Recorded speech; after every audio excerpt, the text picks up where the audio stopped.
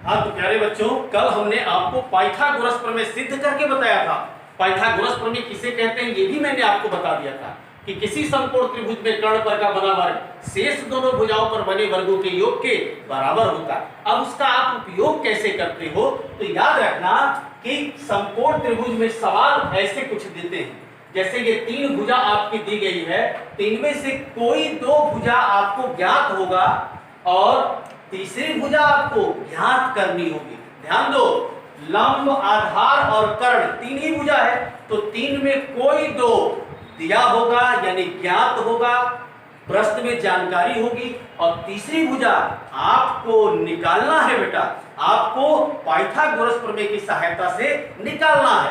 तो आइए पहले सवाल को हम देखते हैं। तो पहला देखिए, ये ऐसे सिंबल का मतलब कि ये 90 अंश, और 90 अंश की सामने की भुजा को क्या कहते हैं बेटा, कर्ण कहते हैं। तो आइए पाइथागोरस प्रमेय का प्रयोग करते हैं। सबसे पहला सवाल तो लिखेंगे पाइथागोरस प्रमेय से क्या, तो क्या होता है, कर्ण का वर्ग बराबर लंब का वर्ग धन आधार का वर्ग। कर्ण कितना है बेटा, पहले में 5, तो 5 का स्क्वायर, लंब कितना है 4 का स्क्वायर, और आधार ये x है, यही हमें ज्ञात करना है, x का स्क्वायर। अब 5 का मतलब वर्ग करेंगे तो 25, और ये 4 का वर्ग 16 x स्क्वायर। पक्षांतर करेंगे तो ये प्लस वाला जब पक्षांतर होगा तो माइनस होगा, तो 25 माइनस 16 बराबर x स्क्वायर। इधर भी लिख सकते हैं इसको, तो x स्क्वायर बराबर इसमें से घटेगा 9, तो x करनी में 9 यानी x बराबर 3 मात्रक। यानी पहले प्रश्न में जो आधार नहीं मालूम था वो कितना हो जाएगा, 3 मात्रक आपका आधार हो जाएगा। ठीक है ना, ये 3 मात्रक बेटा। क्वेश्चन नंबर 2 पर, क्वेश्चन नंबर 2 में क्या देख रहे हैं, लंब और आधार दोनों की लंबाइयां बराबर है, और ये कर्ण हाइपोटेनियस, ये प्रश्नवाचक चिन्ह लगा हुआ है, यानी इसका मान हमें ज्ञात करना है। तो फिर उसी तरह पाइथागोरस प्रमेय, कर्ण का वर्ग ये ज्ञात करना है, नहीं लिखा है यहाँ पे, मान इसका नहीं मालूम है।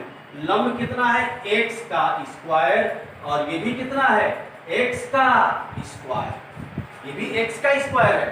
अब ये दोनों जोड़ेंगे तो कितना हो जाएगा, 2x का स्क्वायर। ये क्या है, कर्ण का स्क्वायर, ये कर्ण का स्क्वायर। थोड़ा यहां ध्यान देना होगा, तो कर्ण बराबर हो जाएगा करणी में 2x स्क्वायर। अब x स्क्वायर है तो इसका वर्गमूल x हो जाएगा, तो x 2 का पूर्ण वर्ग नहीं होता, वो अपूर्णांक में भी आता है, पूर्णांक में भी आता है, इसलिए 2 अंडर रूट x x √2 मात्रक। ये हमारा दूसरे प्रश्न का उत्तर हो जाएगा, दूसरे प्रश्न का। ठीक है, हाँ तो बेटा तीसरा प्रश्न पाइथागोरस प्रमेय का लिखित तरीके का प्रश्न आता है, वो तो चित्र में था तो थोड़ा समझना आसान था, लेकिन अगर इस तरीके से दे कि किसी समकोण त्रिभुज में समकोण बनाने वाली भुजा, समकोण बनाने वाली भुजा मतलब जो 90 अंश का कोण बनाती है, और 90 अंश का कोण कौन सा बनाती है, आधार और लंब। ये 90 अंश की कोण बनाने वाली भुजा, यानी कर्ण को छोड़ दिया जाएगा, कर्ण को छोड़कर, यानी आधार और लंब भुजा एक दूसरे की दोगुनी है, यानी एक यदि 2 सेंटीमीटर है तो दूसरा 4 सेंटीमीटर है, यानी एक 5 सेंटीमीटर है तो दूसरा 10 सेंटीमीटर है, ये इसका मतलब हुआ। ठीक है ना, तो आइए हम लेते हैं, पहले फिगर हम बना देते हैं एक छोटा सा। दोनों, ये मान लो हमने बड़ा दे दिया, थोड़ा दूना है ना, तो ये छोटा दे दिया आसानी से समझने के लिए।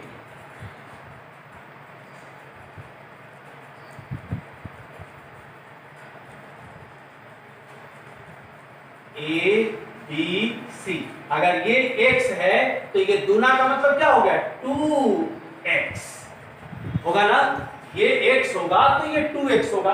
कर्ण हमको ज्ञात करना है, तो इसको कैसे हल करते हैं, तो लिखते हैं माना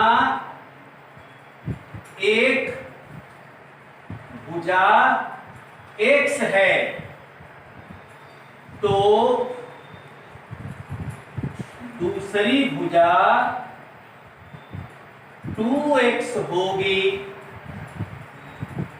तब हम निकाल लेंगे क्या, पाइथागोरस प्रमेय से, कर्ण का वर्ग बराबर लंब का वर्ग धन आधार का वर्ग। तो ये हमें ज्ञात करना है, कर्ण का वर्ग हमें ज्ञात करना है। लंब कितना हुआ 2x का स्क्वायर, आधार कितना है x का स्क्वायर, ये मिलकर कितना हुआ 2 दूनी का 4 यानी 4x स्क्वायर, ये प्लस x स्क्वायर।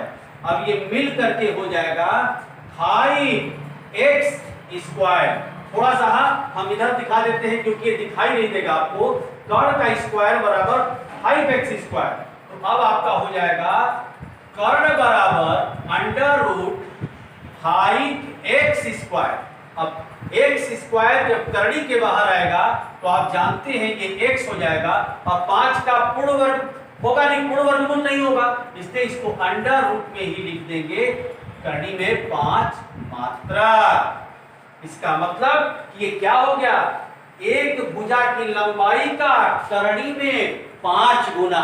इसका मतलब हो गया कि कर्ण की लंबाई क्या हो जाएगी, एक भुजा के करनी में 5 का गुना, और वो भुजा कौन सी होगी, छोटी भुजा। तो क्या किया गया, लिखित प्रश्न में एक समकोण बनाने वाली भुजा एक दूसरे की दोगुनी है, कोई एक x मान लेंगे और दूसरा 2x मान लेंगे। इस तरीके से पाइथागोरस प्रमेय के प्रश्नों को हम चित्रों के माध्यम से, ज्यादा चित्रों के माध्यम से आपसे पूछा जाता है। लिखित थोड़ी सी ऊंची क्लास के लिए थोड़ा सा कठिन के रूप में इस प्रश्न को लिया जाता है। मैंने जानबूझकर बताया क्योंकि सारी आसान चीजें तो कठिन चीज कौन पढ़ेगा। तो मुझे उम्मीद है कि पाइथागोरस प्रमेय कल और आज जो भी मैंने बताया वो आपको बहुत अच्छे ढंग से समझ में आया होगा। वीडियो पसंद आए तो इसे लाइक करें और मेरे चैनल को सब्सक्राइब करके बेल आइकन जरूर दबाएं, ताकि कोई भी वीडियो मैं बनाऊं तो नोटिफिकेशन में आपको प्राप्त हो सके। बहुत बहुत धन्यवाद।